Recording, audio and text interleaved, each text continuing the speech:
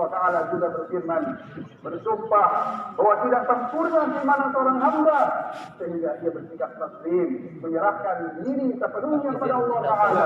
Allah berfirman, fala wa rabbik, demi Rabbik tidaklah demikian, la yu'minun, tidaklah mereka beriman hatta yuhaqqimuka fima syajara bainahum, sehingga mereka berhakim kepada engkau wahai Muhammad terhadap apa yang terjadi perselisihan di antara mereka. Tsumma yajidu fi anfusihim harajan mimma qadait, kemudian mereka menerima, tidak ada keberatan dalam hati mereka terhadap putusan yang kau telah berikan wahai Muhammad, wa yusallimu taslima, dan mereka betul-betul menyerahkan diri mereka taslim kepada Allah Ta'ala. Maka pantaslah Allah Ta'ala berikan pujian kepada Khalilullah Ibrahim alaihissalam. Allah berfirman, salamun ala Ibrahim, salam kesejahteraan atas Ibrahim. Allahu akbar walillahil hamd. Ma'asyiral muslimin rahimakumullah. Ada banyak pelajaran yang kita bisa petik dari teladan Nabi Ibrahim dan Ismail alaihissalam. Keteladanan yang bisa kita jadikan pedoman dalam menjalani kehidupan yang kian hari kian berat tentang kegodaannya. Syariat berkurban yang tercermin dalam kisah Nabi Ibrahim setidaknya memberikan dua pelajaran penting bagi kita semua. Yang pertama, sabar dalam menjalankan ketaatan pada Allah Ta'ala. Lihatlah apa yang dikatakan oleh Ismail alaihi salam kepada ayahnya Ibrahim.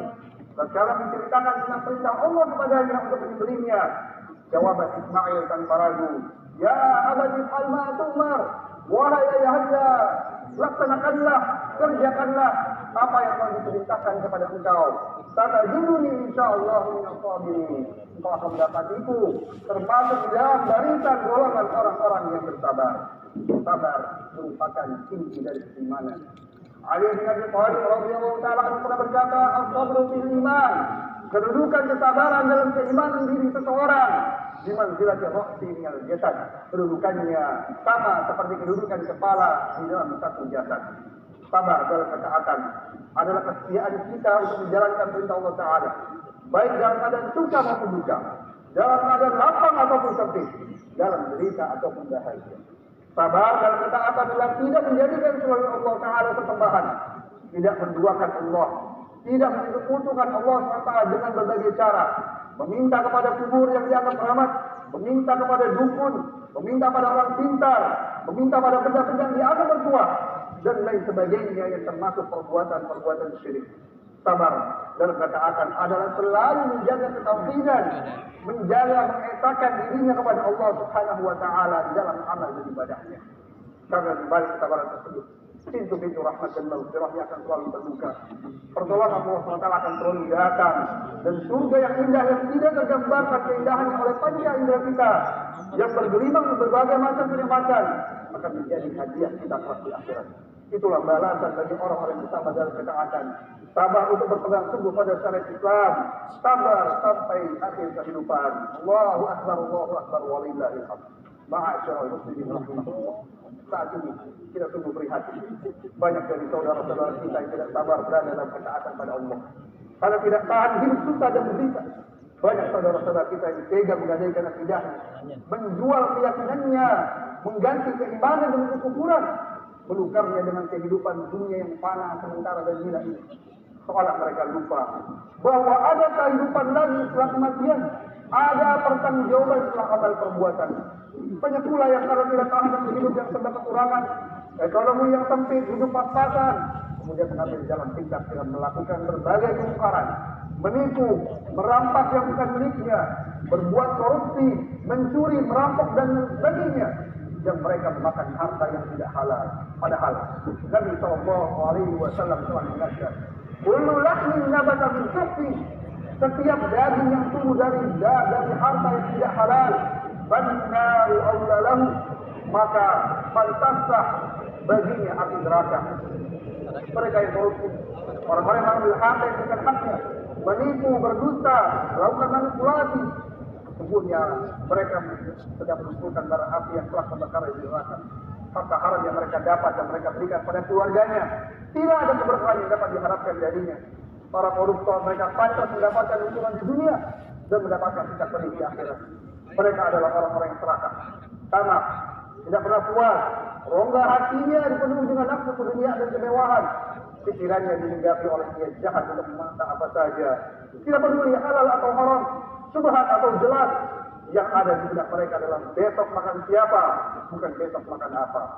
Nabi SAW telah mengingatkan, Malik bari ja'i'ani ursilati ghanam.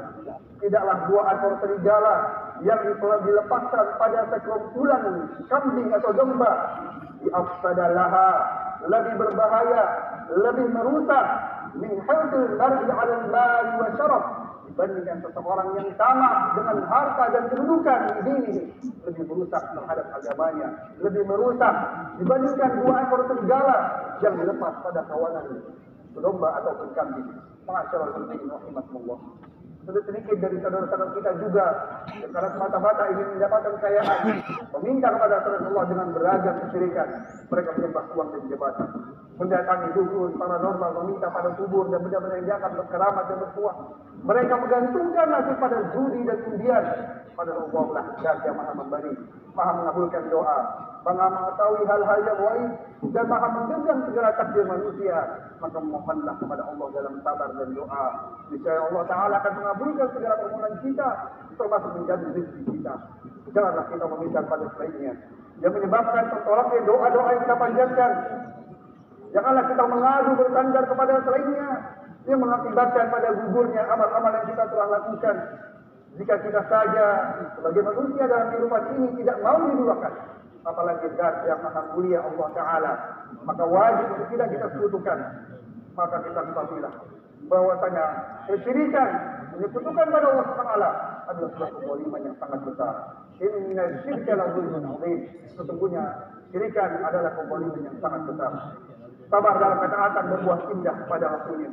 Jika kita istiqomah untuk bersabar, setia untuk menjadikan Allah sebagai Rabb, Islam sebagai agama kita, Muhammad SAW sebagai Nabi dan tuntunan kita, panutan kita, Allah akan menjamin kebahagiaan hidup kita di dunia dan keselamatan kita di akhirat kelak. Allah Ta'ala berfirman, Innal ladzina qalu rabbuna Allah tsumma istaqamu.